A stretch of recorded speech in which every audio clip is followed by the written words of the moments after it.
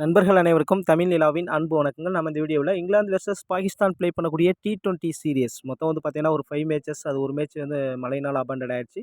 Today வந்து பார்த்தீங்கன்னா second T20 match பிரிமிங்ஹாமில் play பண்ணுறாங்க. ஸோ அதுக்கான டீம் 11 ப்ரெடிக்ஷன் சூப்பராக பார்க்கலாம். பிச் ரிப்போர்ட்டு, பிளேயிங் 11 எப்படி இருக்க போகுது. ஸோ ஃபுல்லாக நம்ம கேப்டன் விசி, ரெஸ்கி கேப்டன் விசி, டிஃப்ரெண்ட்டான விஷயத்தை நம்ம அனலைஸ் பண்ண போகிறோம். வீடியோ ஸ்கிப் பண்ணால் பாருங்கள், டெஃபினட்டாக யூஸ்ஃபுல்லாக இருக்கும். ஸோ ஓகே நண்பர்களே, வீடியோக்குள்ளே போகிறதுக்கு முன்னாடி நம்ம பிரைம் டீம்ஸில் உங்களுக்கு இன்ட்ரெஸ்டிங் தான் ஜாயின் பண்ணிக்கலாம். நம்ம பிரைம் டீம்ஸ் கொடுத்துட்ருக்கோம். ஸோ அதுக்கான டீட்டெயில்ஸ் எல்லாம் டெலகிராம் குரூப்பில் இருக்குது. ஸோ வாட்ஸ்அப் நம்பரும் நம்ம டிஸ்கிரிப்ஷனில் கொடுத்துருக்கோம். டிஸ்கிரிப்ஷனில் டெலகிராமுக்கான லிங்க்கும் கொடுத்துருக்கோம்.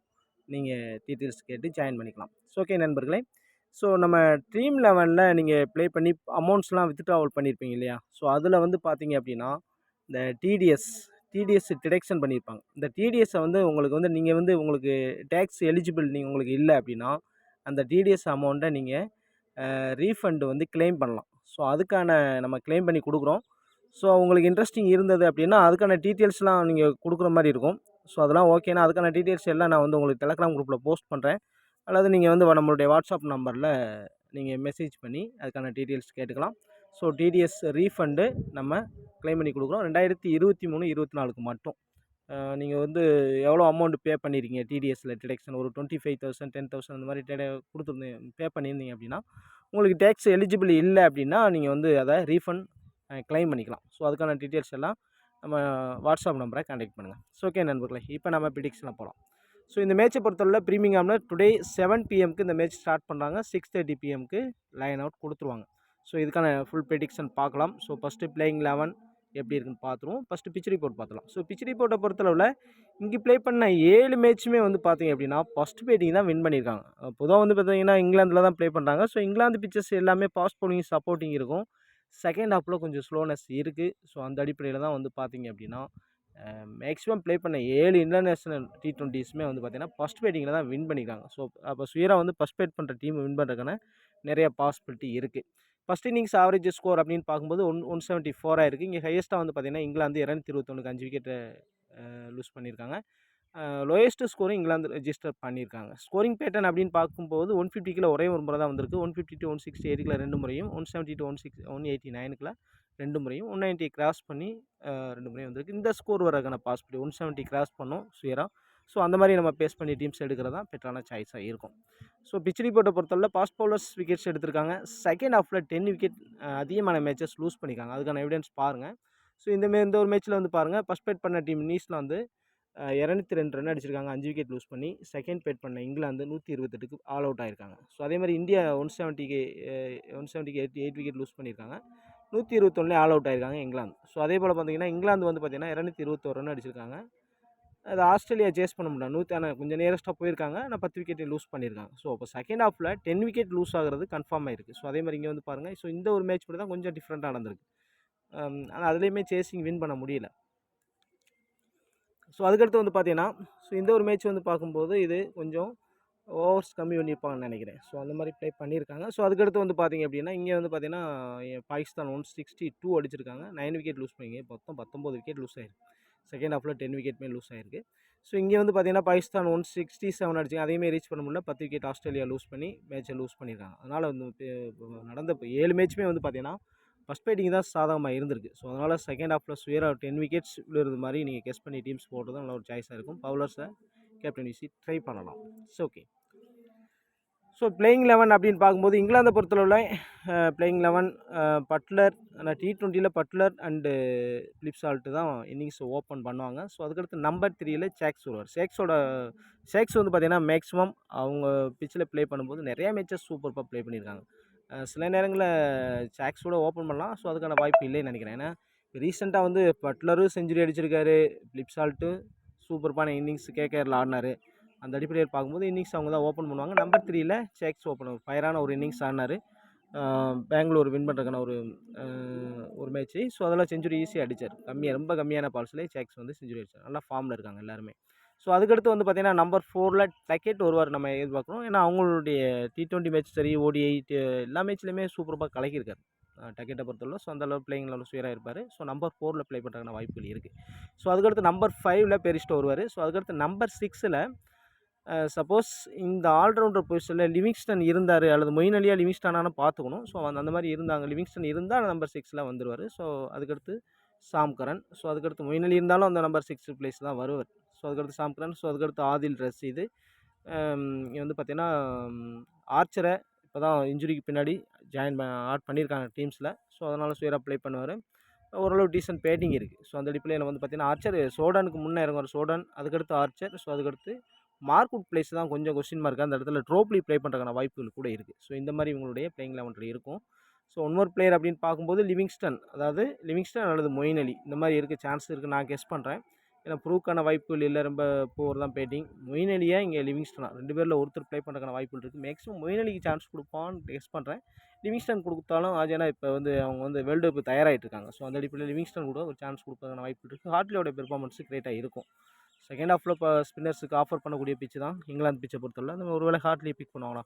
ஸோ அதுக்கான என்னுடைய பொறுத்தளவில் மொயின் அலி அல்லது 11th பிளேயர்ஸாக வந்து மொயின் அலி அல்லது லிவிங்ஸ்டனை எடுத்துகிட்டு வருவாங்க. So okay.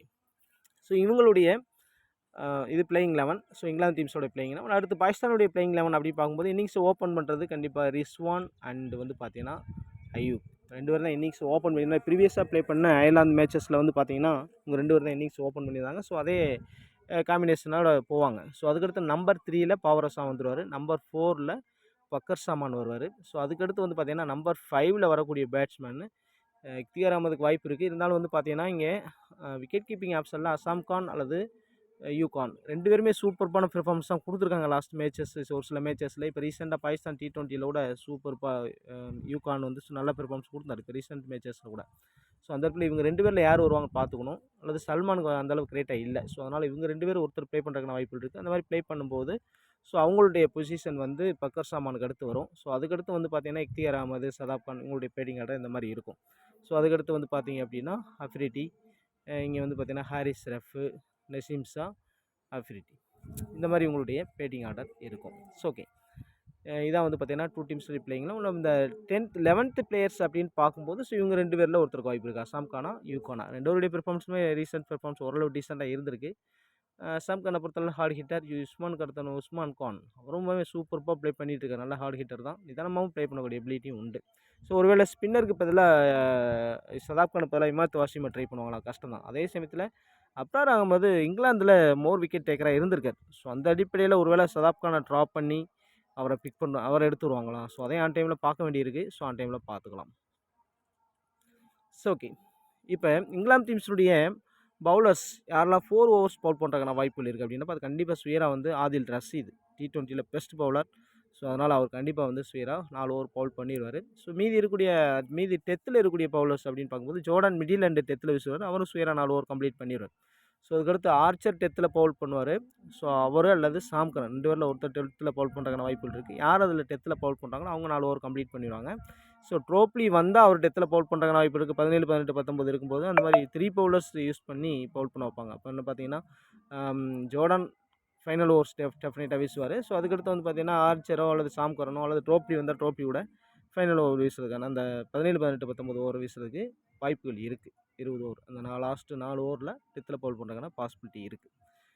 4 ஓவர் கம்ப்ளீட் பண்ணுற பவுலர்ஸ் அப்படின்னு பார்க்கும்போது வேறு 2 பவுலர் நம்ம சொல்லிடலாம். ஏன்னா அவங்க டீம்ஸை பொறுத்தவரை ரொட்டேஷனில் என்ன சப்போஸ் லிவிங்ஸ்டன், மொயின் அலி வந்தாங்கன்னா அவங்களும் 2 ஓவர் பவுல் பண்ணுவாங்க. ஸோ அந்த மாதிரி பவுல் பண்ணும்போது ஓவர் ஷேர் ஆகும். ஸோ அப்போ ஆதில் ரஷீத் 4 ஓவர் பவுல் பண்ணி பவுலிங் பண்ணிடுவார்.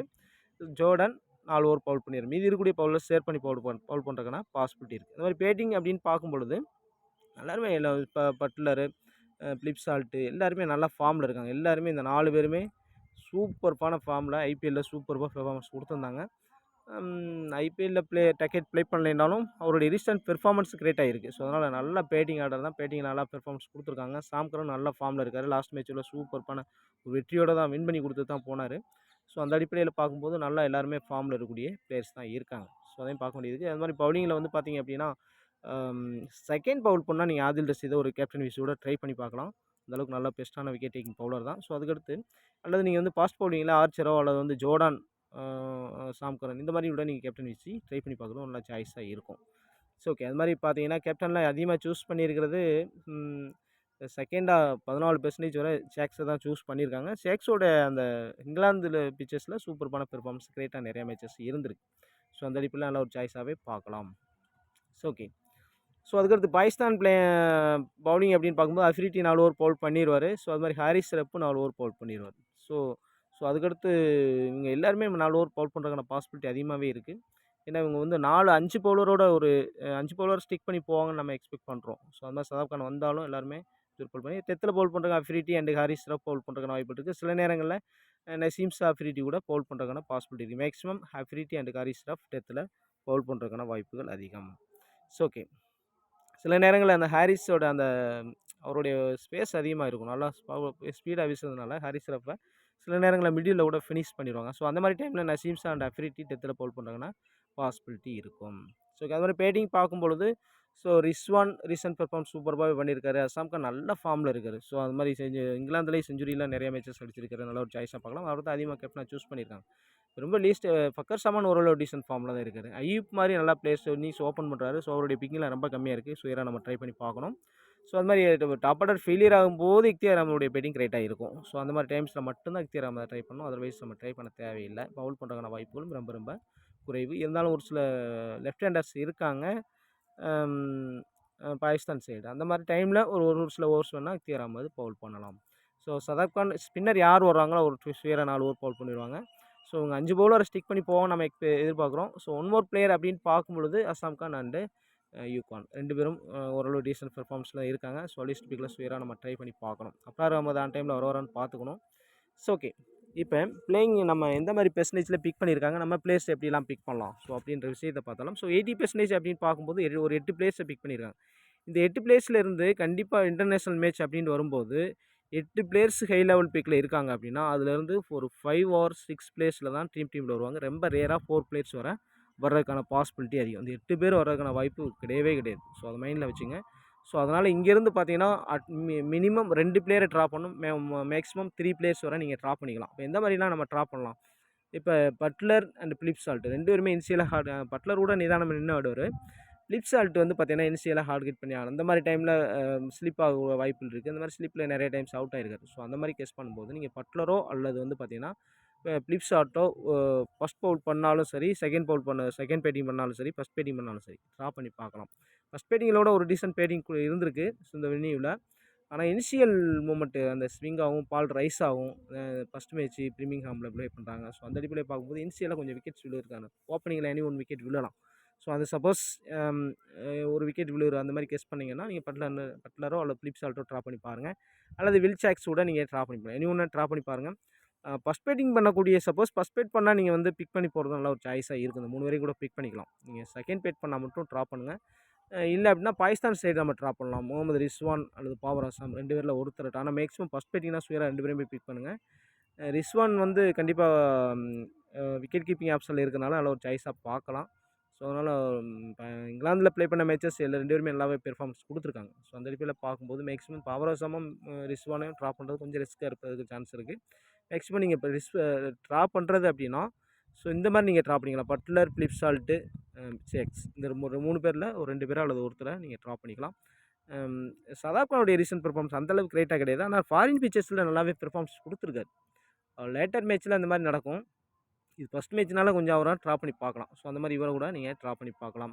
ஸோ அஃப்ரிடி, சாம் கரன் பிக் பண்ணி போகிறது நல்ல ஒரு சாய்ஸாக இருக்குது. மேக்ஸிமம் இங்கேருந்து ஒரு 2 பிளேயர் நீங்கள் ட்ராப் பண்ணணும் அப்படின்னா ஸ்வியராக நீங்கள் Shadab Khan, Will Jacks, Philip Salt, Buttler இந்த மாதிரி ரொட்டேஷனாக நீங்கள் 2 பேரை ட்ராப் பண்ணி பாருங்கள். நல்ல ஒரு சாய்ஸாக இருக்குது. என்னுடைய சாய்ஸ் அப்படின்னு கேட்டிங்கன்னா ஸ்வியராக நான் வந்து பிலிப் சால்ட்டு ட்ராப் பண்ணுவேன். ஸோ அதுக்கடுத்து சதாப் கானை ட்ராப் பண்ணுவேன். மற்ற பிளேயர்ஸை பிக் பண்ணிடுவேன். ஸோ அந்த மாதிரி நீங்கள் ட்ராப் பண்ணி பார்த்துக்கலாம்.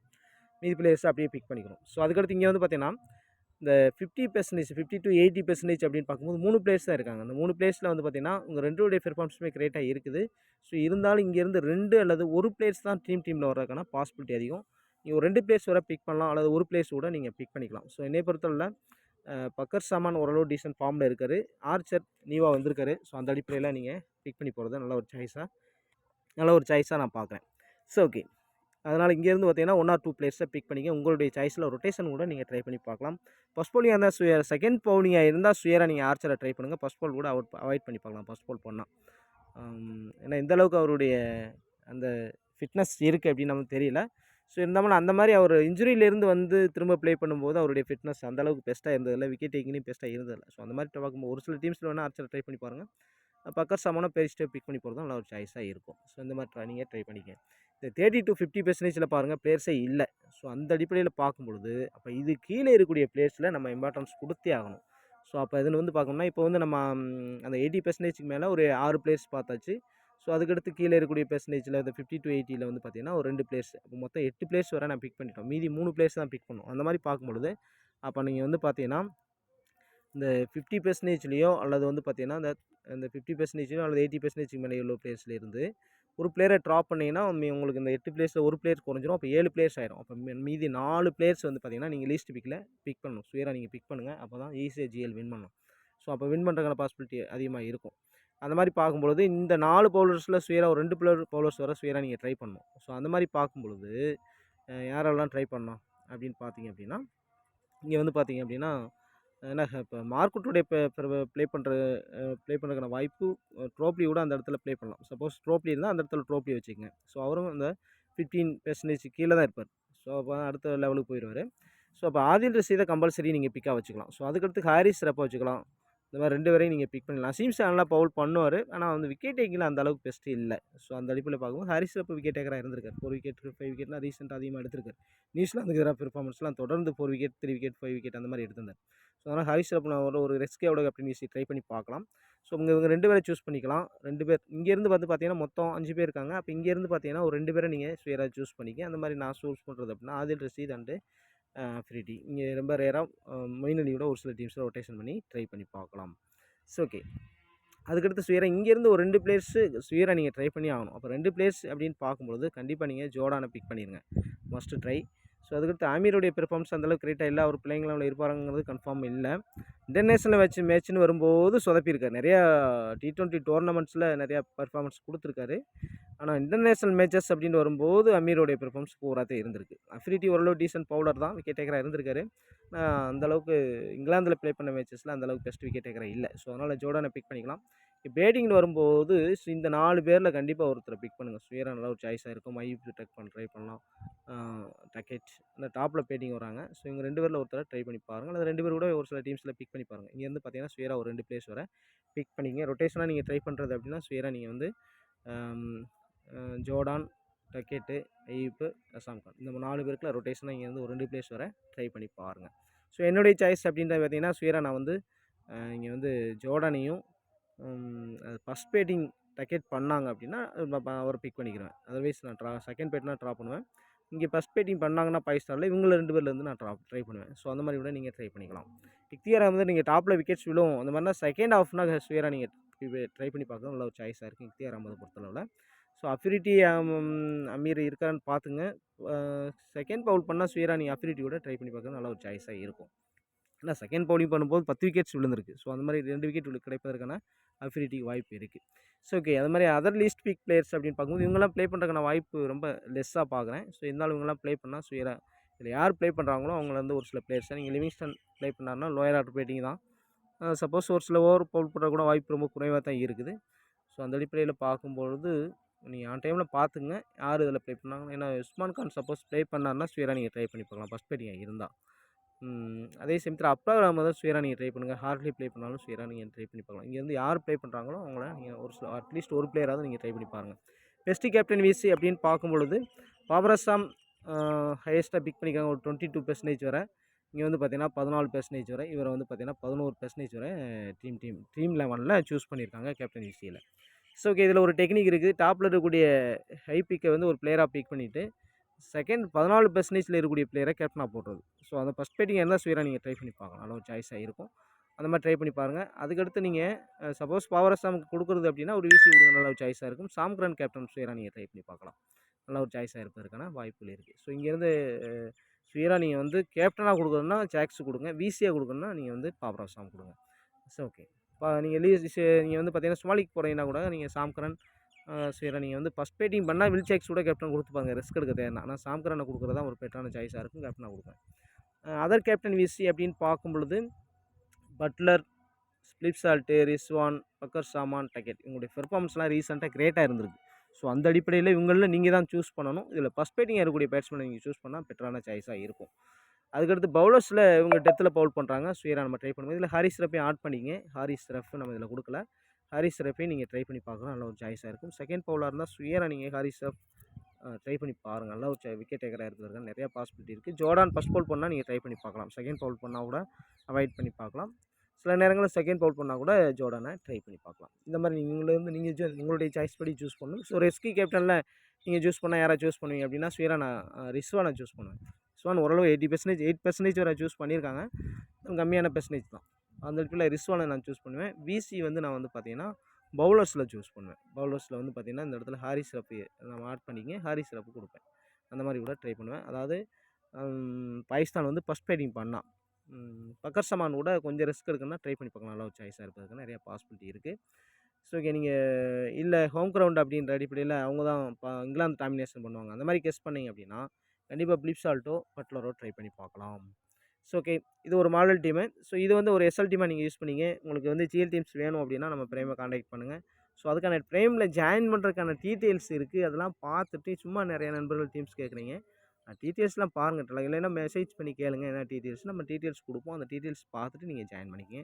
ஸோ ஏன்னா வேர்ல்டு கப் ஸ்டார்ட் பண்ண போகுது ஜூன் 2. ஸோ அது இப்போ உங்களுக்கு என்ன நீங்கள் பே பண்ணுறீங்களோ ஸோ அதுக்கேற்றவாறு நம்ம வந்து அந்த 1 மந்த் வேலிட்டி கம்ப்ளீட்டாக நம்ம அந்த ஃபுல் மேட்சஸும் நம்ம இது கொடுத்துருவோம். வேர்ல்டு கப் T20 மேட்சஸ் எல்லாத்துக்குமே நம்ம டீம் கொடுத்துருவோம். ஸோ அதெல்லாம் பார்த்துட்டு நீங்கள் ஜாயின் பண்ணிங்க. உங்களுக்கு டிடிஎஸ் அமௌண்ட்டு நம்ம டிடெக்ட் பண்ணி கொடுத்துட்ருக்கோம். ரீஃபண்ட் பண்ணி கொடுக்குறதுக்கு பண்ணிகிட்ருக்கோம். ஸோ உங்களுக்கு இன்ட்ரெஸ்டிங் இருந்ததுன்னா நீங்கள் ரீஃபண்ட் பண்ணணும் அப்படின்னா டீட்டெயில்ஸ் நீங்கள் மெசேஜ் பண்ணி டீட்டெயில்ஸ் கேட்டுட்டு அதுக்கு ஏற்றவாறு நீங்கள் அப்ளை பண்ணிக்கலாம். ஸோ ஓகே நண்பர்களே, மீண்டும் இன்னொரு வீடியோ சந்திப்போம். நன்றி, வணக்கம்.